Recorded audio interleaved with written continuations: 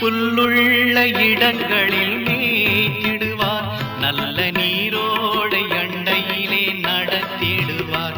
பசும் புல்லுள்ள இடங்களில் மேய்த்திடுவார், நல்ல நீரோடை அண்டையிலே நடத்திடுவார். அவர் நாமத்தின் நிமித்தம் என்றென்றும் என்னை நீதியின் பாதையில் நடத்திடுவார். அவர் நாமத்தின் நிமித்தம் என்றென்றும் என்னை நீதியின் பாதையில் நடத்திடுவார். இயேசு நல்ல மேய்ப்பர், என்றும் என்னை காப்பார். இயேசு நல்ல மேய்ப்பர், என்றும் என்னை காப்பார்.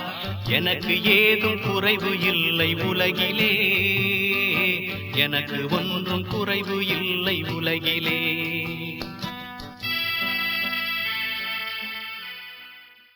கர்த்தருக்குள் அன்பானவர்களே, அனுதினமும் கிறிஸ்துவுடன் தியான வேளைக்கு உங்களை அன்புடன் அழைக்கிறோம்.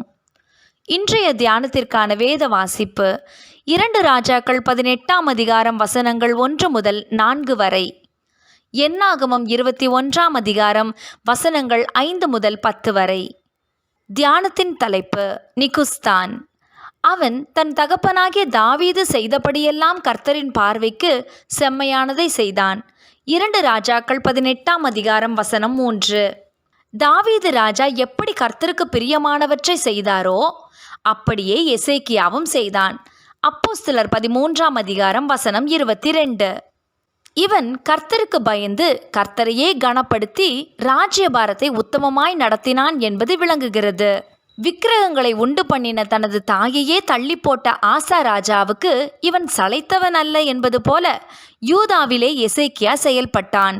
கானானை அண்மித்த நிலையில் இஸ்ரவேலர் தேவனுக்கும் மோசேக்கும் விரோதமாக பேசி கர்த்தர் கொடுத்த உணவையும் வெறுத்து முறுமுறுத்த போது கர்த்தர் கொள்ளிவாய் சர்ப்பங்களை ஜனங்களுக்குள்ளே அனுப்பினார் என்றும் அவை கடித்ததால் அநேகர் செத்தார்கள் என்றும் வாசிக்கிறோம். ஜனங்கள் தமது பாவத்தை உணர்ந்த போது மோசே விண்ணப்பம் பண்ணிய போது அந்த சர்ப்பத்தின் உருவத்தை செய்து அதை கம்பத்தில் உயர்த்தி வைக்கும்படிக்கும் கடிக்கப்பட்டவன் அதை நோக்கி பார்த்தால் பிழைப்பான் என்றும் கர்த்தர் சொன்னார். அப்படியே மோசே செய்து வைத்தான்.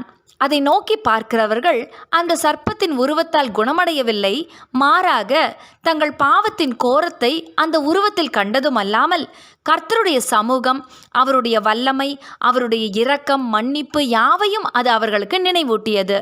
அதை பார்த்து தேவனை ஆராதிக்க வேண்டிய மக்கள் அந்த உருவத்தையே ஆராதனை பொருளாக மாற்றிவிட்டிருந்தார்கள். அந்த சர்ப்பத்தின் சிலையானது யூதாவின் ஜனத்திற்குள் எசேக்கியா ராஜாவின் காலம் வரைக்கும் நீண்ட காலமாக இருந்ததை காண்கிறோம்.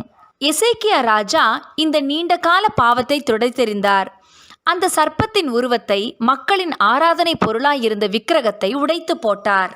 ஆராதனைக்கு தூண்டுதலாக இருக்கிறவைகள் ஒருபோதும் ஆராதனைக்குரியவைகளாக மாறக்கூடாது.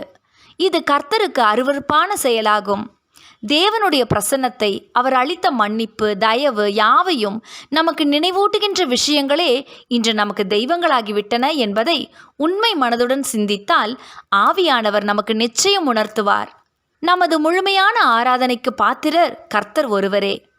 அந்த இடத்தை எது எடுத்துக்கொண்டாலும் அது விக்கிரகம்தான். அந்த விக்கிரகத்தை நமது சந்ததிக்கும் கடத்துவது சரியா?